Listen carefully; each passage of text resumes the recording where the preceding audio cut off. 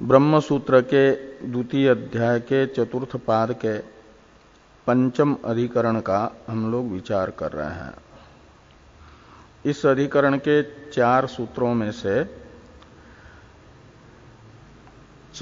तीसरे सूत्र की चर्चा प्रारंभ हुई थी।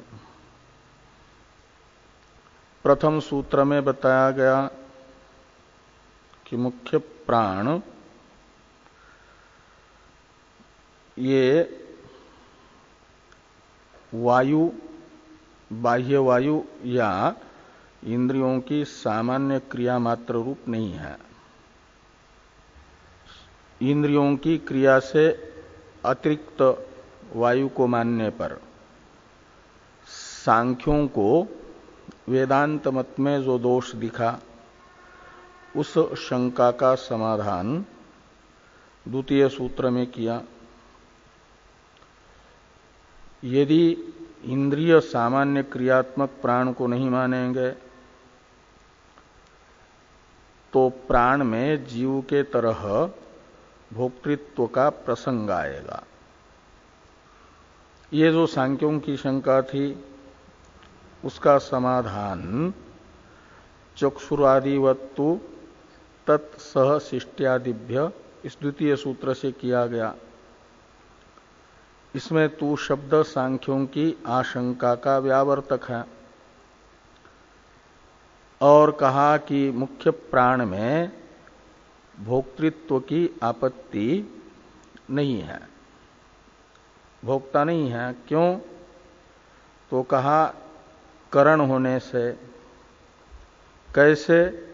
तो जैसे चक्षुरादि करण होने से उनको ये मानने की उनमें भोक्तृत्व की आपत्ति नहीं आती। ऐसे मुख्य प्राण भी जीव के प्रति उपकरण है। जैसे राजा के अन्य सेवक उपकरण होते हैं, साधन होते हैं, ऐसे प्रधानमंत्री भी राज्य भोग के प्रति राजा का उपकरण ही होता है। तो अन्य सेवकों के स्थान पर इंद्रियां हैं, प्रधानमंत्री के स्थान पर राजा है, वो प्राण है, और राजा के स्थान पर आपका जीव है। तो इसलिए जीव के भोग के प्रति उपकरणत्व चक्षुरादि के तरह ही मुख्य प्राण में समान होने से मुख्य प्राण को कहा जाएगा अस्वतंत्र ही, अभोक्ता ही। और वो उपकरण है, ये कैसे ज्ञात हुआ? तो कहा तत्सह शिष्ट्यादिभ्य। तो उपकरणों प्राय पाठ समान धर्मियों का हुआ करता है। तो चक्षुरादि के साथ प्राण का पाठ बताता है, चक्षुरादि के तरह प्राण भी उपकरण है। और प्राण इसलिए भी भोक्ता नहीं है कि वह सावयव है, जड़ है और भौतिक है, देह के तरह। इसे आदि शब्द से बताया गया तत्सह शिष्ट्यादिभ्य में। सांख्यों ने कहा कि मान लिया जीव के भोग के प्रति उपकरण होने से प्राण में भोक्तृत्व की आपत्ति नहीं है, लेकिन यदि उसे आप करण मानोगे तो यह व्याप्ति है कि यत्र यत्र करणत्वं तत्र तत्र सविषयत्वं यथा चक्षुरादय। चक्षुरादि करण है तो उनके अपने अपने रूपादि विषय भी हैं। ऐसे प्राण को चक्षुरादि के तरह करण मानोगे तो उसका भी विषय मानना पड़ेगा। तो ये दोष है प्राण में सविषयत्व का प्रसंग। वेदांती प्राण को सविषय नहीं मानते हैं। जैसे चक्षुरादि का अपना अपना एक असाधारण विषय है, ऐसा प्राण कोई असाधारण विषय नहीं है, इसलिए वह सविषय नहीं है वेदांत मत में। लेकिन करण मानने पर चक्षुरादि के तरह सविषयत्व की भी आपत्ति आ रही है। तो सिद्धांतियों ने कहा तीसरे सूत्र में कि अकरणत्वाच्च न दोष तथा ही दर्शयति। प्राण में सविषयत्व प्रसंग नामक दोष वेदांत मत में नहीं है, न दोष से बताया गया। कहा क्यों कि अकरणत्वात्, प्राण चक्षुरादि के तरह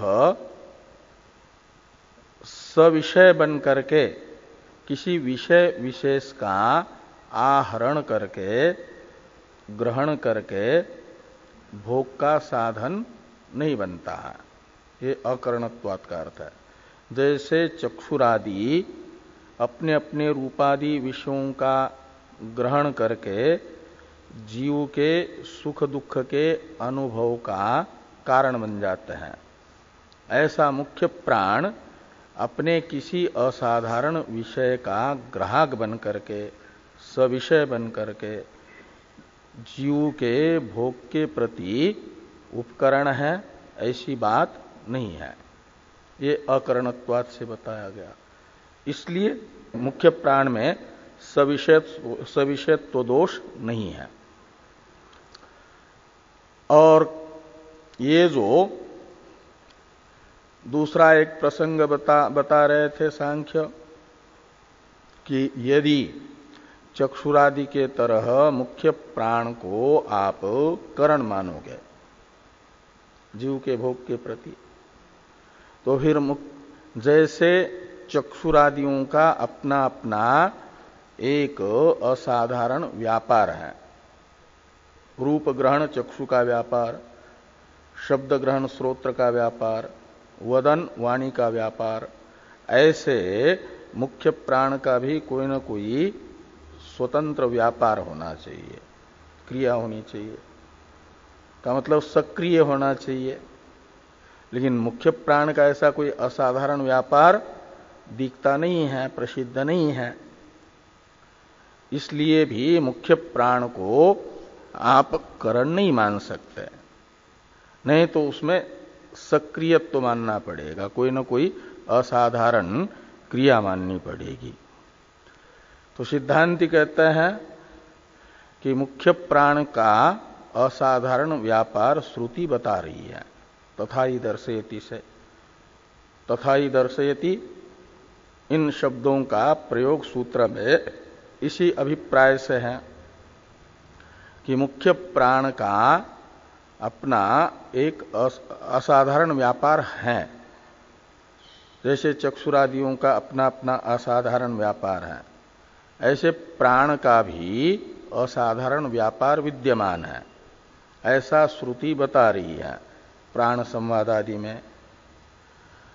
तो भाष्य में भाष्यकार भगवान अकरणत्वाच्च न दोषः, ये जो सूत्रांश है इतने की व्याख्या कर चुके हैं।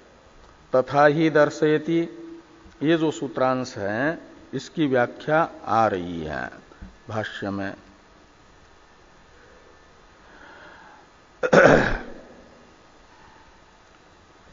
तो न चास्य एतावता कार्याभाव एव, ये जो भाष्य है 580 नंबर पृष्ठ पर 3 टीका वाली पुस्तक में, बाकी के अपने अपने देख लेना। तथा ही दर्शयति, ये जो सूत्रांश है इसकी व्याख्या भाष्य में हो रही है कि एतावता अस्य कार्याभाव एव न, अस्य शब्द प्रकृत प्राण का परामर्शक है। ये कहा न कि चक्षुरादि के तरह करण मानेंगे तो सविषय होगा, और यदि सविषय नहीं है तो असाधारण क्रिया भाव का प्रसंग आएगा। तो सिद्धांती कह रहे हैं ये बात भी नहीं है। एतावता का अर्थ है मुख्य प्राण में सविषयत्व न होने मात्र से किसी विषय विशेष का ग्रहण करके जीव के भोग का साधन न बनने मात्र से, एतावता का अर्थ है अस्य ने प्राणस्य कार्याभाव न, कोई असाधारण कार्य नहीं होगा ऐसा नहीं कहा जा सकता। कार्याभाव न का अर्थ है कार्याभाव न। तो सांख्य पूछते अकस्मात, जब किसी विषय का वो ग्रहण नहीं कर रहा है, सविषय है ही नहीं, तो फिर कार्य कैसे रहेगा उसमें? तो कहते हैं इसलिए कि शास्त्र बता रहा है। तो अकस्मात ये हुआ मुख्य प्राण में असाधारण कार्याभाव क्यों नहीं है? किस प्रमाण के आधार पर आप कह रहे हैं कि कार्य विद्यमान है करके मुख्य प्राण का? तो कहते हैं श्रुति प्रमाण से हम कह रहे हैं। तो सूत्र में है तथा ही दर्शयति, इसी का अर्थ कर रहे हैं कि तथा ही श्रुति ही प्राणांतरेषु अंतर्भाव्यमानम प्राणांतरेषु असंभाव्यमानम मुख्य प्राणस्य वैशेषिकम कार्यम दर्शयति प्राण संवादादिषु। तो श्रुति प्राण संवादादि में ऐसा कार्य बता रही है मुख्य प्राण का जो अन्य इंद्रियों में संभव नहीं है। प्राणांतर शब्द से लेना इंद्रियों को, चक्षुरादियों को। तो चक्षुरादि जो 11 हैं पूर्व अधिकरणों में निश्चित अमुख्य प्राण, उनमें से किसी में भी जो कार्य संभव नहीं है, किसी के द्वारा भी निर्वर्तन जिस कार्य का संभव नहीं है, ऐसा कार्य मुख्य प्राण का श्रुति बता रही है। इसलिए श्रुति प्रमाण से मुख्य प्राण सब व्यापार है, सक्रिय है, उसका असाधारण कार्य विद्यमान है, ये निश्चित होता है। इसलिए कार्याभाव सिद्ध होगा, सविषय नहीं मानेंगे तो ये नहीं कह सकते। ये कहा तो कहां पर कहा है श्रुति ने जो चक्षुरादि में संभव नहीं है ऐसा मुख्य प्राण का कार्य? तो कहते कई स्थान पर कहा है। इसलिए प्राण संवादादिषु ये शब्द प्रयोग है। तो वही स्थल बता रहे हैं। अनेक श्रुतियां यहां पर भाष्यकार भगवान बताते हैं जिनसे मुख्य प्राण का असाधारण कार्य सिद्ध होता है।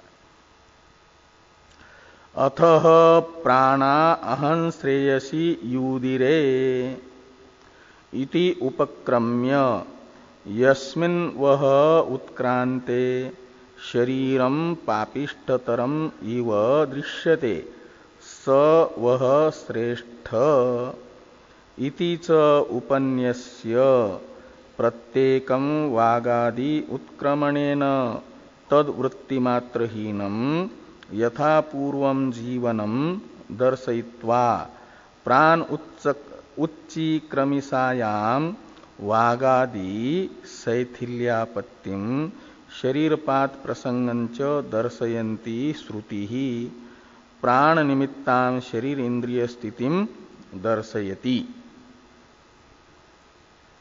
तो ये प्राण संवाद में से एक वाक्य विशेष ऐसा बताया जिससे चक्षुरादि में असंभाव्यमान मुख्य प्राण का शरीर इंद्रिय धारण रूप कार्य सिद्ध होता है। यह श्रुति जो चक्षुरादि इंद्रियों के द्वारा असंभव कार्य है ऐसा मुख्य प्राण का कार्य बता रही है, वो है शरीर इंद्रियों का धारण रूप कार्य। तो प्रसंग है छांदोग्य उपनिषद में आता है 5वें अध्याय में मुख्य प्राण की उपासना ही है। वहां पर ज्येष्ठत्व श्रेष्ठत्वादि गुणों से युक्त प्राण की अहंग्रह उपासना करने के लिए वो बताता है वो प्रकरण छांदोग्य उपनिषद के 5वें अध्याय का। तो वहां पर ये वाक्य आया कि प्राण ही वागादि में ज्येष्ठ है और श्रेष्ठ है। प्राण वागादि की अपेक्षा ज्येष्ठ क्यों है इसको पहले बता दिया गया। उसमें ज्येष्ठत्व तो इसलिए है, श्रेष्ठ से इस सूत्र के अवसर पर ज्येष्ठत्व और श्रेष्ठत्व दोनों भी बताया ऐसे। तो ज्येष्ठ इसलिए है कि गर्भ में जब से गर्भाधान होता है तब से ही मुख्य प्राण की क्रिया प्रारंभ हो जाती है, उसे वृत्ति लाभ होता है।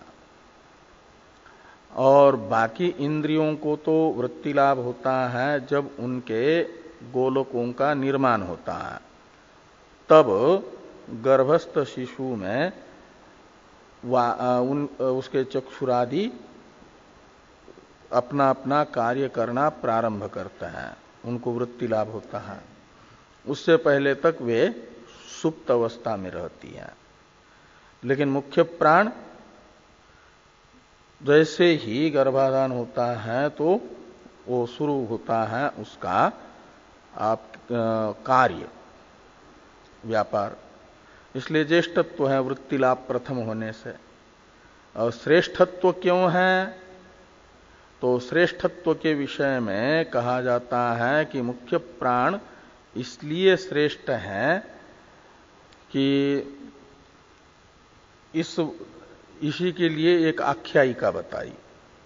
वो आख्यायिका है कि एक बार सब वागादि इंद्रियों में विवाद हुआ आपस में इनका। किसको लेकर के विवाद हुआ? अपनी अपनी श्रेष्ठता को सिद्ध करने के लिए सब स्वयं ही मानने लगे कि मैं ही श्रेष्ठ हूं, मैं ही श्रेष्ठ हूं।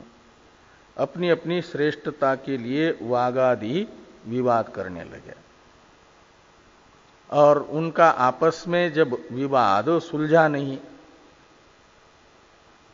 तो जब दो पक्ष लड़ते हैं, चाहे वे भाई भाई हो या पड़ोसी हो या कोई भी हो, आपस में विवाद नहीं सुलझता है तो कोर्ट में जाता है। तो इन इंद्रियों का भी आपस में विवाद सुलझा नहीं तो चले गए विवाद को सुलझाने के लिए प्रजापति के पास,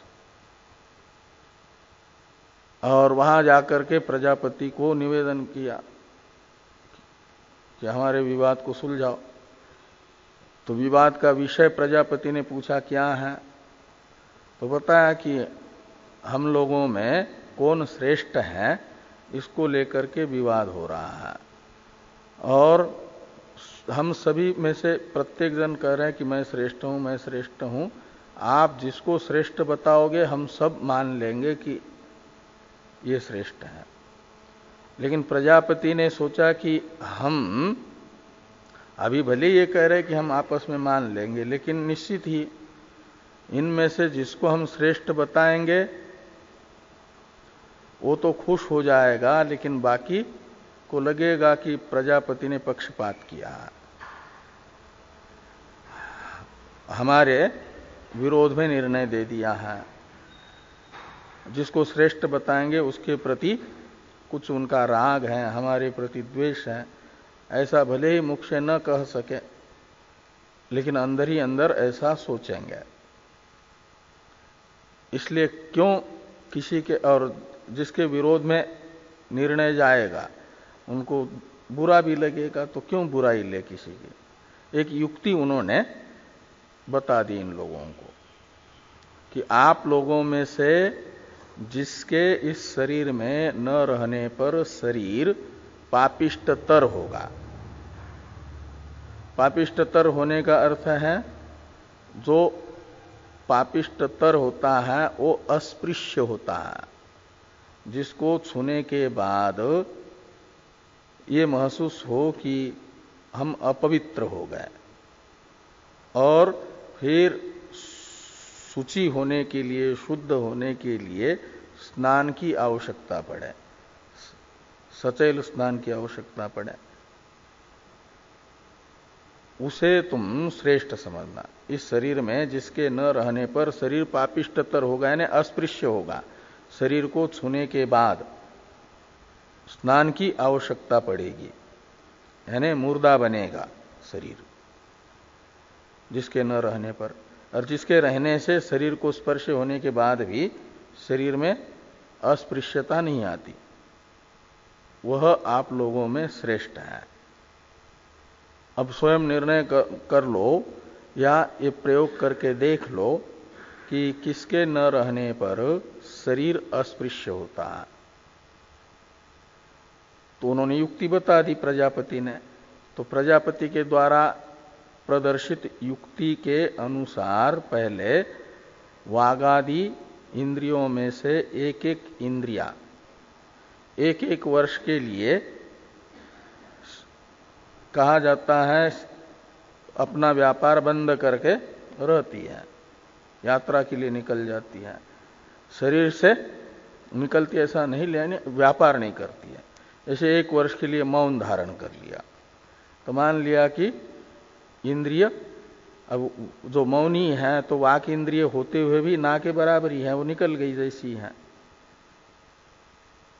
लेकिन देखा कि वाग इंद्रिय का कोई एक वर्ष के लिए व्यापार हुआ नहीं, तो भी शरीर अस्पृश्य नहीं हुआ, सारा व्यवहार वैसा ही चलता रहा जैसा जो जीवन जन्मत ही गूंगे होते हैं लोग,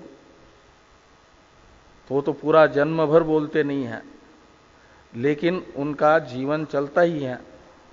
ऐसा गूंगे लोगों के तरह उस व्यक्ति का भी व्यवहार चला और शरीर में अस्पृश्यता सिद्ध नहीं हुई।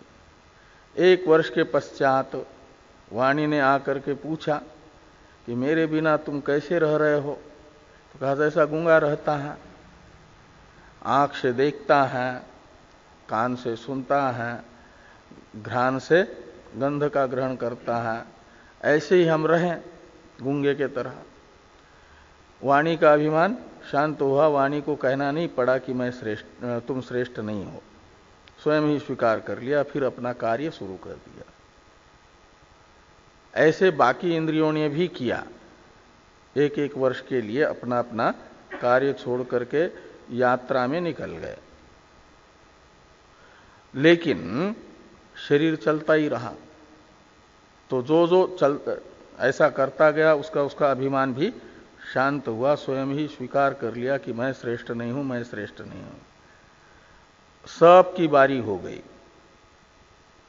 और शेष रह गया मुख्य प्राण। तो अब मुख्य प्राण ने कहा कि ठीक है, आप लोग तो व्यापार से उपरत होकर के एक एक वर्ष के लिए गए थे, अब मेरी बारी है, मैं अपनी श्रेष्ठता को सिद्ध करने के लिए निकलता हूं। तो जैसे ही प्राण ने निकलने का मन बना लिया, निश्चय कर लिया, तो मुख्य प्राणों का, प्राण के निकलने के निश्चय मात्र से ही, तैयारी मात्र से ही ये वागादि इंद्रियां शिथिल पड़ने लगी। तो वागादि इंद्रियों ने कहा कि आपको जाने की जरूरत नहीं है, हम स्वयं ही आपकी श्रेष्ठता को स्वीकार करते हैं, आपको अपनी श्रेष्ठता सिद्ध करने की आवश्यकता नहीं है। ये आख्यायिका वहां पर आती है प्रजापति की। ये इस युक्ति से क्या हुआ कि मुख्य प्राण में श्रेष्ठत्व सिद्ध हुआ। तो इस आख्यायिका से ये निश्चित होता है कि मुख्य प्राण ही इस शरीर में वागादि की स्थिति का हेतु है। शरीर को भी धारण करके रखता है तो वागादि को भी धारण करके रखता है। ये व्यापार चक्षुरादि का नहीं है। तो चक्षुरादि अन्य इंद्रियों में असंभव जो कार्य है वह मुख्य प्राण का कार्य इस आख्यायिका के माध्यम से श्रुति ने बताया। इसे यहां पर कहा कि अथह प्राणा अहं श्रेयसी युदिरे, संक्षेप में बताया जा रहा है कि प्राणों का यानी वागादि इंद्रियों का आपस में विवाद हुआ। युदिरे का अर्थ है विवाद हुआ। किसको लेकर के, किस निमित्त से? तो अहं श्रेयसी का अर्थ है अपनी अपनी श्रेष्ठता के निमित्त से, निमित्त सप्तमी है। और ऐसा उपक्रम हुआ उस आख्यायिका का। और यस्मिन् वह उत्क्रांते शरीरम पापिष्टतरम इव दृश्यते स वह श्रेष्ठ, ये प्रजापति ने युक्ति बताई। बीच में समझ लेना कि विवाद आपस में नहीं सुलझा तो प्रजापति के पास आए, प्रजापति को विवाद सुलझाने की प्रार्थना की और विवाद सुलझाने के लिए युक्ति प्रजापति ने बताई कि यस्मिन् वह का अर्थ है युष्माकम मध्य, षष्ट्यंत युष्माकम के स्थान पर वह आदेश है। बहुवचनस्य वसनसौ एक सूत्र है लघु में षड्लिंग में, तो वस आदेश होकर के, और षष्ठी है निर्धारण अर्थ में, आप लोगों में से यस्मिन उत्क्रांते, इस शरीर से उत्क्रमण करने पर शरीरम पापिष्टतरम इव दृश्यते, शरीर जो है पापिष्टतर के तरह हो जाता है। स वह श्रेष्ठ, आप लोगों में उसको श्रेष्ठ आप लोग समझो, जिसके न रहने पर शरीर पापिष्टतर हो जाएगा, अस्पृश्य हो जाएगा, वह आप लोगों में श्रेष्ठ है। युक्ति बताई। इति च उपन्यस्य प्रत्येकम वागादि उत्क्रमणेन तद वृत्तिमात्रहीनम यथा पूर्वम जीवनम दर्शयित्वा, तो वागादि इंद्रियों का एक एक वर्ष के लिए उत्क्रमण बता करके उस वर्ष में उन इंद्रियों के अभाव में जीवन चलता ही रहा, केवल वदनादि रूप व्यापार नहीं होता रहा। तो वदनादि रूप व्यापार के बिना भी गुंगे आदि लोग जैसे जीते हैं ऐसे वो जीते रहे।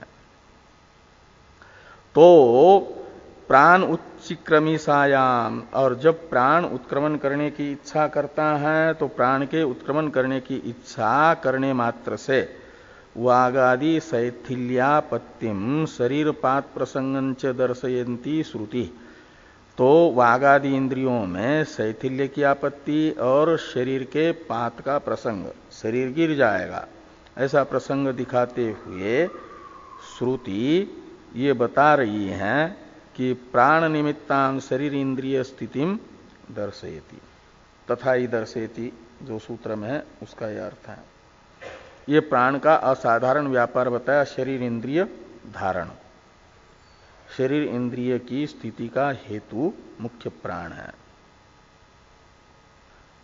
और भी श्रुतियां हैं कि तान वरिष्ठ प्राणवाच,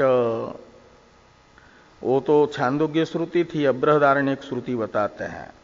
बृहदारण्यक में भी मुख्य प्राण की उपासना आती है, तो उस प्रकरण का ये वाक्य है कि तान वरिष्ठ प्राणवाच मा मोहम आपद्यथा अहम एव एतत् पंचधा आत्मानं प्रविभज्य एतत् बाणम अवष्टभ्य विधारयामि इति स एतम एव अर्थम श्रुति आह। तो इति च श्रुति ऐसा अन्वय करना, यह श्रुति भी एतम एव अर्थम आह, इसी अर्थ को बता रही है। किस अर्थ को? कि शरीर धारण वागादि का व्यापार नहीं है, अपितु शरीर इंद्रिय की स्थिति का कारण ये मुख्य प्राण है, मुख्य प्राण निमित्तक शरीर धारण है। इस बात को ही यह बृहदारण्यक श्रुति भी बता रही है। ये यहां पर कहा कि तान वरिष्ठ प्राणवाच श्रुति में आया। तान यानी वागादिन, जो वागादि ये अभिमान कर रही हैं, वागादि इंद्रिया, कि मैं ही इस शरीर को धारण करती हूं, मेरे बोलने से ही शरीर स्थित है। यदि मैं बोलना रूप व्यापार करना बंद कर दूं तो शरीर जीवन चलेगा नहीं। आंख अभिमान करता है कि मैं न देखूं तो जीवन न चले, इसलिए शरीर को मैं ही धारण करके रखता हूं। ऐसे प्रत्येक को अभिमान होने लगा। तो मुख्य प्राण ने इन वागादि इंद्रियों को समझाया कि तान यानी वागादिन अमुख्यान प्राणान, वरिष्ठ प्राण यानी जो श्रेष्ठ प्राण है, मुख्य प्राण है, उसने कहा कि मां मोहम आपद्य था, आप लोग मोह को मत प्राप्त कर लो, भ्रांति, गलत भ्रांति मत रखो। क्या गलत भ्रांति है? कि हम ही शरीर को धारण करते हैं, हमारे कारण ही जीवन चल रहा है, हम यदि ये करना बंद कर दे तो जीवन समाप्त हो जाए। ऐसा अभिमान मत करो। मां मोहम आपद्य था का अर्थ है इस प्रकार का अभिमान मत करो। क्यों? तो कहते इसलिए कि तुम लोगों का ये झूठा अभिमान है। वास्तविक स्थिति तो ये है कि अहम एव एतत् पंचधा आत्मानं प्रविभज्य एतत् बाणम अवष्टभ्य विधारयामि। मैं ही अपने आप को प्राण अपान व्यान उदान समान इन 5 विभागों में विभक्त करके इस शरीर को धारण करता हूं।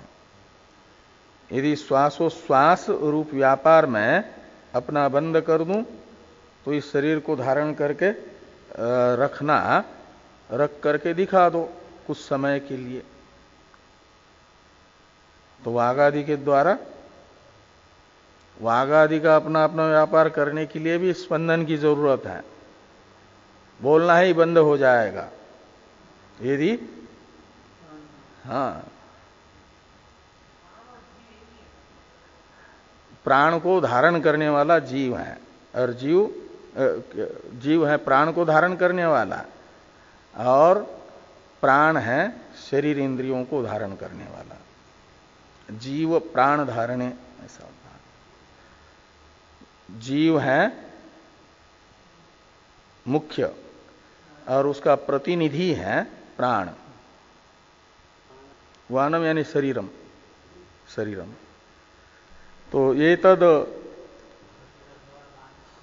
हाँ, लेकिन ये है शरीर, बानम का अर्थ। वानम है, बानम ऐसा प्रयोग हुआ। जैसे निर्वाण महोत्सव मनाते हैं ना, तो निर्वाण का अर्थ होता है विदेह, वान का अर्थ है देह और निर्वाण का अर्थ है विदेह। विदेह कैवल्य को प्राप्त हो गए। तो एतद वानम यानी इस शरीर को मैं ही अपने आप को 5 वृत्तियों में विभक्त करके धारण करता हूं, ऐसा मुख्य प्राण ने वागादि को कहा। इसलिए शरीर धारण ये मेरा अपना असाधारण व्यापार है, और मेरे व्यापार में ऐसे ही झूठा अभिमान मत कर लो कि ये हम शरीर धारण कर रहे हैं, हम शरीर धारण कर रहे हैं। ऐसा ये बात मुख्य प्राण ने वागादि को कही। तो इस श्रुति से भी यही अर्थ निकल रहा है कि शरीर धारण ये वागादि का कार्य नहीं है, मुख्य प्राण का कार्य है। ऐसे आगे हैं कि प्राणेन रक्षन् अवरम कुलायम इति च सुप्तेषु चक्षुरादिषु प्राण निमित्तान् शरीर रक्षाम दर्शयति। तो ये जो श्रुति है बृहदारण्यक की ही दूसरी श्रुति,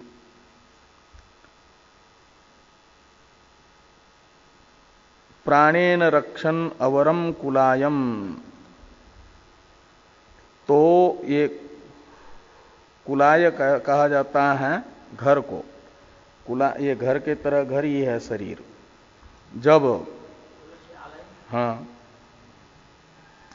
तो ये जो आपका वागादि इंद्रियां हैं थक जाती हैं दिन भर बोल करके, तो सो जाती है ना, अपने अपने व्यापारों से उपरत होती है।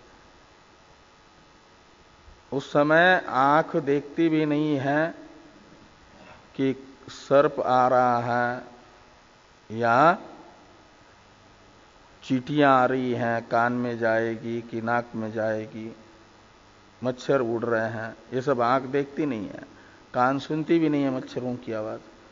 लेकिन वो मुख्य प्राण ही इन सब इंद्रियों के व्यापार से उपरत होने पर भी शरीर को, अवरम कुलायम है ये शरीर रूपी घर, इस घर की रक्षा करता है। जैसे परिवार के सब सदस्य घर को बंद करके चले जाते हैं ताला लगा करके, किसी वॉचमैन को घर में रख करके, नौकर को घर में रख करके, तो उस घर की रक्षा कौन करता है?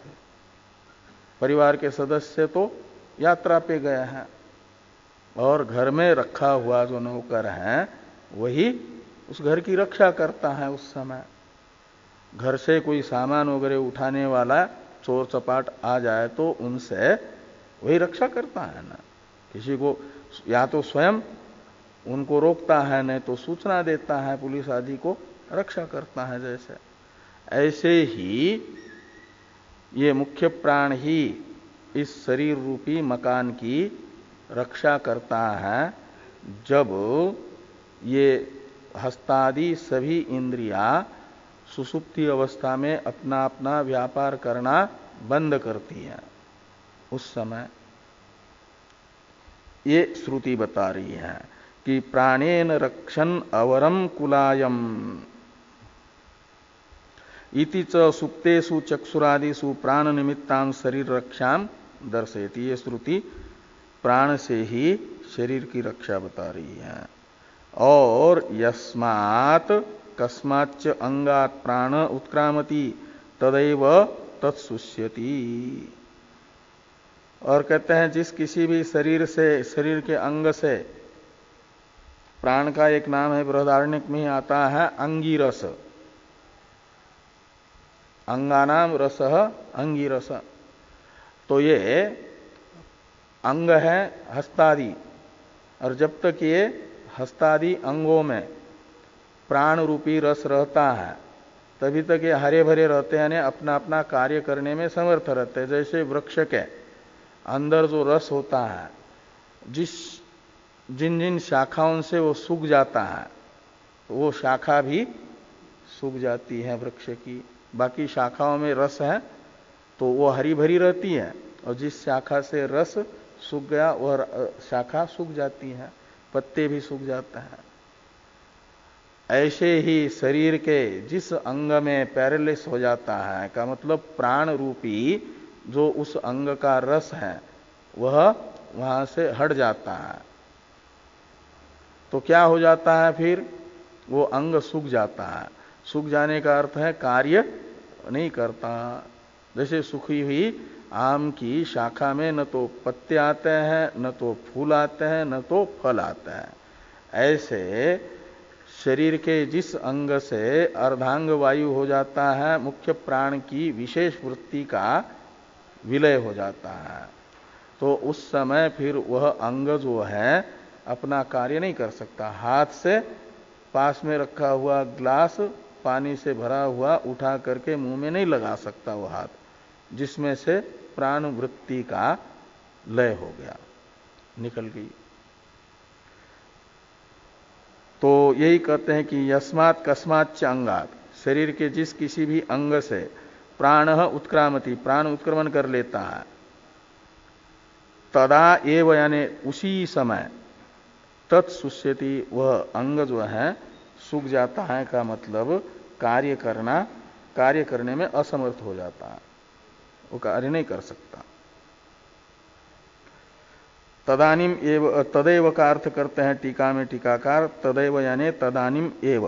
और उससे पहले थोड़ी टीका थी, वो जो वृत्ति मात्र हीनम पद आया न एक पहले, वृत्ति मात्र हीनम यथा पूर्वम जीवनम दर्शयित्वा, तो वागादि वृत्तियों की वो तद वृत्ति मात्र हीनम, वागादि इंद्रियों के उत्क्रमण काल में मुकादि भाव से स्थित रह करके जीवन चलता रहता है, वो अर्थ कर रहे हैं वृत्ति तद वृत्ति मात्र हीनम का कि मुकादि भावेन स्थितम इत्यर्थ। और ये जो आया प्राणेन रक्षण अवरम कुलायम, इसमें अवरम शब्द का अर्थ है नीचम और कुलायम का अर्थ है शरीर रूपी घर। ये शरीर रूपी घर बड़ा निकृष्ट है। इसमें कितनी सुंदर सुंदर जो भोज्य वस्तुएं हैं, जब तक भोजनालय में बना करके सुंदर रखी हुई है, कितनी सुंदर दिखती है, जीभ ललचाती भी है देख करके ही। और इसी शरीर के संपर्क में वही वस्तुएं 5-6 घंटे रह जाती हैं और बाद में फिर निकलती हैं। मल विसर्जन इंद्रिय के माध्यम से वही तो वस्तुएं मल बन करके निकलती हैं, तो उसके तरफ देखने से भी उल्टी सी हो जाए। जिन वस्तुओं को देख करके पहले जीभ ललचाती थी, कब खाने को मिलेगी, वही वस्तु इस शरीर के संसर्ग में ऐसी होकर के निकलती है कि उसके तरफ देखने पर उल्टी हो जाए। तो ऐसा ये शरीर है निकृष्ट, अच्छी वस्तु को भी बिगाड़ने वाला। इसलिए श्रुति कहती है कि ये अवरम कुलायम है, कि अवरम यानी नीचम, कुलायम यानी देहाख्यम, गृहम, प्राणेन रक्षण यानी जीव स्वपिति, प्राण के द्वारा इस शरीर की रक्षा करता हुआ जीव सो जाता है। और तदैव का अर्थ कर दिया, तदैव इस श्रुति में आया ना, जिस समय प्राण उत्क्रमण करता है जिस किसी अंग से, उसी समय वह अंग सूख जाता है। आगे हैं यानी 1-2 श्रुति वाक्य हैं, इसको पूरा करके ये सूत्र का भाष्य पूरा हो जाएगा। तेन यद अश्नाति यद पिबती तेन इतरान प्राणान अवति। तो इसमें जो तेन पद है पहले वाला तृतीयांत, उसका अर्थ करते हैं प्राणेन। तो खाना पीना ये प्राण का धर्म है। तो इस शरीर में रह करके जीव खाना पीना करता है, किसको लेकर के? मुख्य प्राण को लेकर के। तो मुख्य प्राण ही के द्वारा खाता पीता हुआ ये जो जीव है क्या करता है? तो तेन इतरान प्राणान अवति, मुख्य प्राण के द्वारा अशन और पान करने से ही बाकी इंद्रियों को भी मिलता है भोजन। खाता है प्राण, पीता है प्राण, लेकिन उसका अंश जो अन्न रस बनता है जीवन अनुकूल, वो अकेला अपने ही पुष्ट नहीं होता। प्राण वाग आदि को भी बाढ़ देता है वो अन्न रस। हाँ, अवरक्षण धातु है अवति।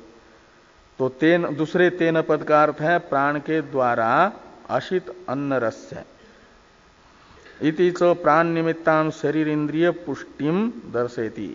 तो ये प्राण का ही असाधारण व्यापार हुआ, शरीर इंद्रिय की पुष्टि। और कस्मिन्नु अहम उत्क्रांते उत्क्रांतो भविष्यामि कस्मिन् वा प्रतिष्ठिते प्रतिष्ठास्यामि इति। इस श्रुति में ये जो श्रुति है ये क्या वो बता दिया ना, तेन यद अश्नाति पिबती, इसका अर्थ बता दिया। यानी खाना पीना ये प्राण का धर्म है, और प्राण के द्वारा जो खाया पिया जा रहा है उससे पुष्ट हो रही है बाकी सब इंद्रियां। और कस्मिन्नु अहम उत्क्रांते, ईश्वर ने शरीर को बना करके फिर चिंतन किया कि ऐसा कौन इस शरीर में मेरा प्रतिनिधि होगा जिसके रहने से, जिसकी उपस्थिति से माना जाएगा मेरी उपस्थिति है। मैं तो व्यापक हूं, वो तो मुर्दे में भी रहता हूं, जीवित शरीर में भी रहता हूं, लेकिन ऐसा कौन मेरा एक प्रतिनिधि होगा जिसके रहने से लोगों को ज्ञात होगा कि मैं हूं, ऐसा मानेंगे लोग। और जिसके निकल जाने से मानेंगे कि अब मैं निकल गया, आत्मा निकल गई। ऐसा कौन है, ऐसा विचार करके ईश्वर ने प्राण को बनाया। का मतलब प्राण ईश्वर का प्रतिनिधि है, आत्मा का। तो इस शरीर में प्राण का उत्क्रमण आत्मा का उत्क्रमण माना जाता है। प्राण की स्थिति आत्मा की स्थिति मानी जाती है। तो कस्मिन्नु अहम उत्क्रांते उत्क्रांतो भविष्यामि कस्मिन् वा प्रतिष्ठिते प्रतिष्ठास्यामि इति स प्राणम असृजत इति च प्राण निमित्ते जीवस्य उत्क्रांति प्रतिष्ठे दर्शयति। उत्क्रांति और प्रतिष्ठा मुख्य प्राण में बताई जा रही है। तो एक वाक्य टीका में है, श्रुतिस्थ तेन यद अश्नाति में तेन का अर्थ करते हैं प्राणेन। यद अश्नाति जीव, अश्नाति का करता है जीव। वो तेन, दूसरा जो तेन पद है उसका अर्थ है प्राणकृत जो अशन है, उस अशन से सभी इंद्रियों की रक्षा वो हो जाती है। एवं श्रुते प्राणस्य असाधारणम कार्यम अस्ति इति उक्तम। श्रुतिस्थ सूत्रस्थ तथा ही दर्शयति, इन पदों की व्याख्या करते हुए श्रुति के आधार पर भाष्यकार भगवान ने ये बताया कि श्रुति से मुख्य प्राण का असाधारण कार्य निश्चित होता है, जो वागादि इंद्रियों के द्वारा संभव नहीं है, शरीर धारणादि रूप। एक सूत्र बाकी है, इस पर चर्चा हम लोग कल करेंगे।